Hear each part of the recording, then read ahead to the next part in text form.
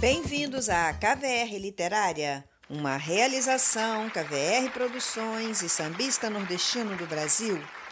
Eu sou Li Garcia e vou continuar a leitura do livro Aloísio Machado, Sambista de Fato, Rebelde por Direito, de Luiz Ricardo Leitão. Este é o nosso áudio número 6, estamos na página 34.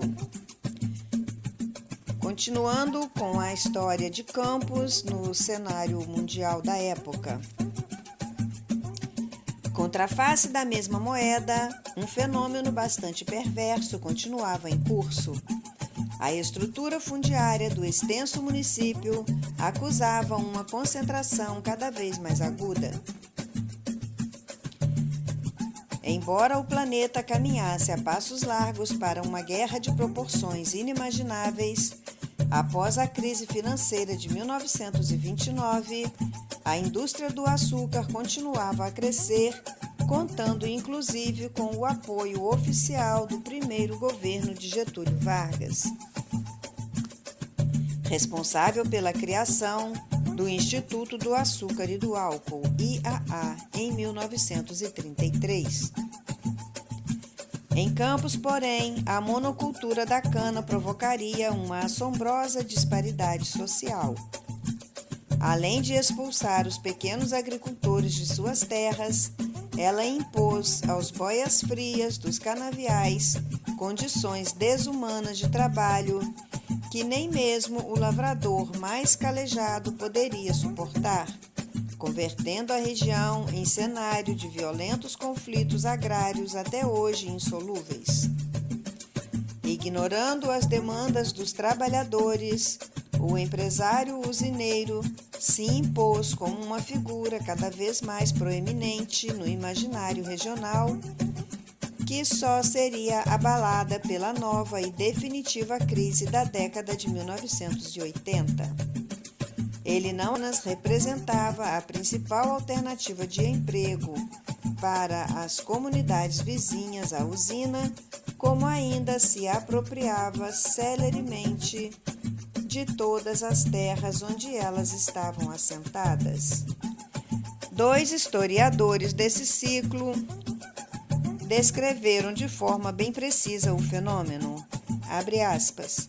A posse da terra onde estava instalada a indústria sucro-alcooleira e suas adjacências era algo tão marcante que a própria comunidade, vila ou distrito possuía o nome da usina. Fecha aspas. O coronelismo em Campos adquiria assim suas feições peculiares. No entanto, mesmo distinto daquele modelo que mestre Gilberto Freire descreveu no clássico Casa Grande e Senzala, ele reeditava a seu modo certos traços afins com a cultura patriarcal do Nordeste. Quem os identifica é um ex-usineiro que se tornou historiador. Abre aspas. Cada usina era uma ilha dentro do município. Tinha suas regras, seus domínios, seus festejos do padroeiro e, por consequência, adquiria hábitos e tradições próprias. A usina era o centro em torno do qual girava o trabalho, a família, o progresso, o futuro. Fecha aspas. O casal Machado e sua fileira de filhos não se prenderam a esses laços de poder. Decorrido pouco mais de 1 ano e meio de sua chegada a Campos, a família continuava paupérrima. Os dois haviam trabalhado muito, no entanto, mal tinham economizado meia dúzia de tostões. Voltar para Guaçuí estava fora de qualquer cogitação.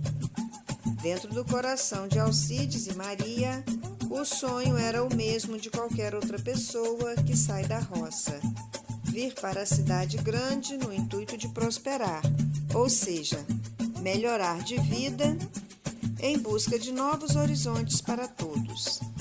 Em suma, o mesmo sentimento silencioso que animava milhões de retirantes de norte a sul do país e que o genial alagoano Graciliano Ramos nos narrou com tanta verve nas linhas finais de Vidas Secas. Abre aspas.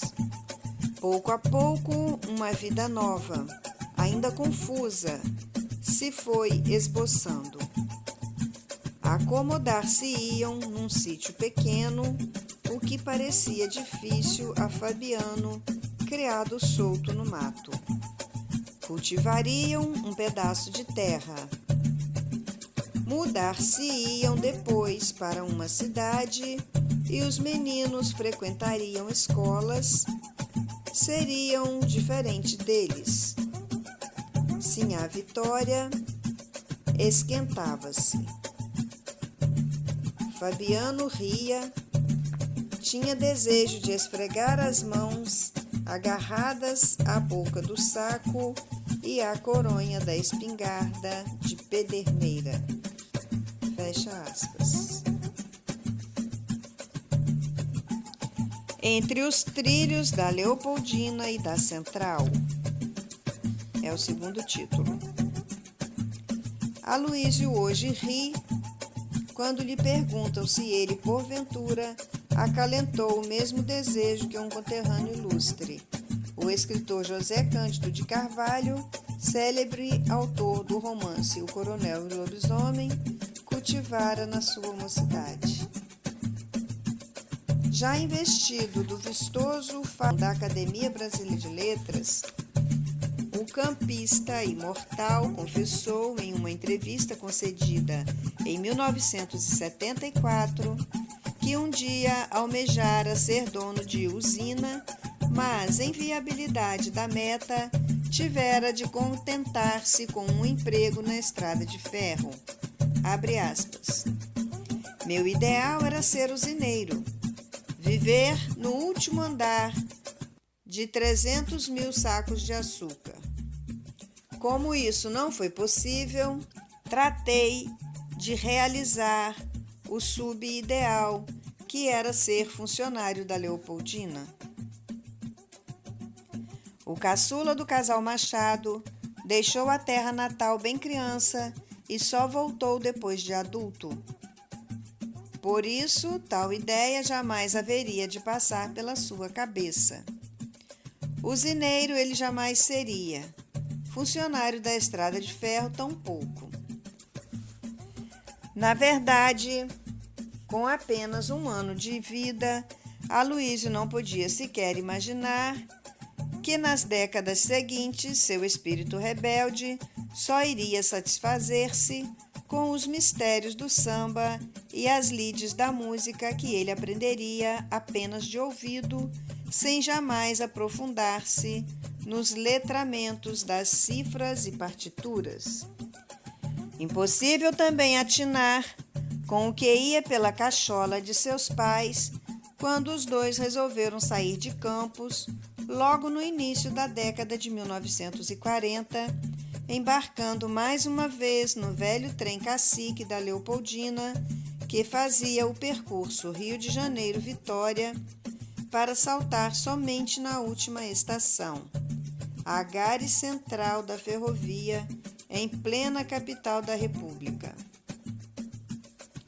A cidade dita maravilhosa despontava como o terceiro rio, na interminável viagem da família que em 1938 saíra de Guaçuí, às margens de um rio capixaba, para instalar-se na ribeira do caudaloso Paraíba do Sul, em Campos, onde se deteve até 1940. Enquanto todos chacoalhavam, cheios de esperança, nos vagões de madeira do cacique, a Segunda Guerra Mundial alastrava-se pelo planeta e um estranho clima de agitação política envolvia o Brasil. Na Europa e na Ásia, as frentes de combate abertas pelas tropas do eixo Alemanha, Itália e Japão e pelas forças aliadas, União Soviética, Inglaterra e Estados Unidos, decidiram o novo xadrez geopolítico do planeta azul na segunda metade do século XX. No Palácio do Catete, sob o regime ditatorial do Estado Novo, Getúlio Vargas acendia uma vela para Deus e outra para o diabo, flertando com nazistas e fascistas, sem nunca deixar de proclamar, no entanto, seu compromisso com as forças democráticas. Cortejado pelos Yankees de Tio Sam e pelos alemães de Hitler, o velho GG monopolizava espaços na política tupiniquim, não hesitando em alijar adversários ou aliados à esquerda e à direita. O digam os comunistas de Prestes, presos após 1935, ou os integralistas de Plínio Salgado, cujo movimento foi dissolvido pelo regime do Estado Novo em 1937. O casal e seus 7 filhos chegam enfim ao Rio e logo vão morar em Cavalcante, por onde até hoje passam os trens da antiga linha auxiliar da Central, ramal de Belford Roxo. Entre as estações de Magno, Madureira e Tomás Coelho. Apesar de modesto, o subúrbio tornou-se famoso por sua escola de samba, aí em cima da hora. Celeiro de grandes compositores, basta citar o genial Baianinho, e por alguns de seus filhos ilustres, como o jornalista Sérgio Cabral e o dançarino Carlinhos de Jesus, ambos igualmente vinculados ao mundo do samba. Estamos na página 37, nós vamos ficando por aqui. Até o próximo áudio.